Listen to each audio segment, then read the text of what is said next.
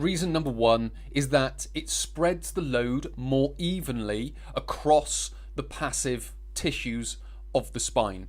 So maintaining that neutral posture, so that ever so slightly inward curve of the spine.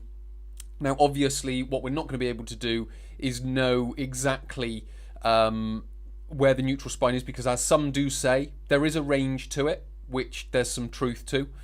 But what we can do is we can understand that with the slight inward curve of the spine, we are going to be in a more neutral posture than not neutral posture, if you will. So it's going to be safer to be in that position than not be in it. And what we'll do, hopefully, is help you understand why that is. So with regards to loading, or the load on the passive tissues is spread more evenly, by passive tissues, what we mean are is the vertebra, the disc, and the ligaments. And that's the passive tissue because it's passive. An active tissue is the muscle because it's acting and it's active on the spine. Whereas a passive tissue is obviously, as it is in the name, it's more passive. So it's just kind of there to offer sort of a basic structure and a basic support. So if we were to just take a bunch of vertebra and some ligaments and we just stack them on top of each other, it will give it a basic structure and it will give it a basic support so it can manage some very small loads.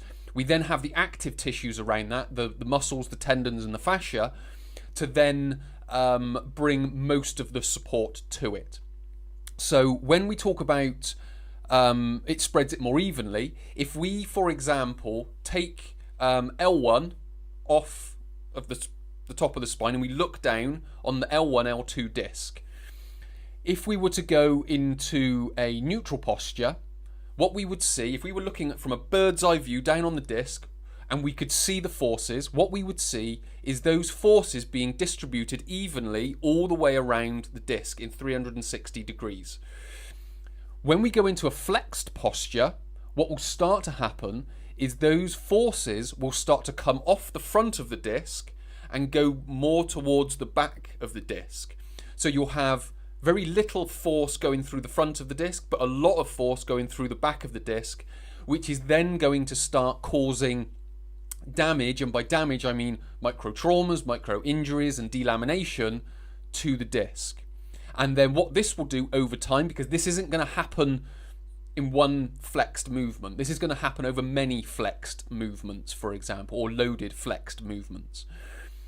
And then eventually the structures will fail, not because of the one movement or the one moment, but because of the many movements or many moments. And then all these micro injuries and micro traumas will start to add up and they will start causing the problem. So a lot of this is going to go unnoticed, and then eventually it's going to be causing a problem. So by maintaining the neutral spine, you minimize your risk of all of that. So by flexing the spine, you are basically going down that road towards that problem. The more you can maintain that neutral posture or that natural inward curve, or the better you can maintain it within a sensible range, then you're going to be not going down that path as fast, or if at all. So that's when you're going to be maintaining a greater health of the spine.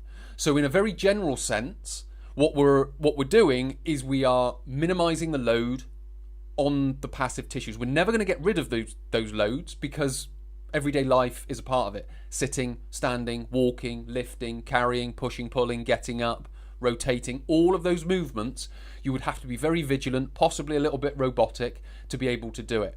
And what I will say here is there is a time and a place where you can bend your spine, but we're not going to talk about that now because that's not the subject of this podcast. That will be a future one.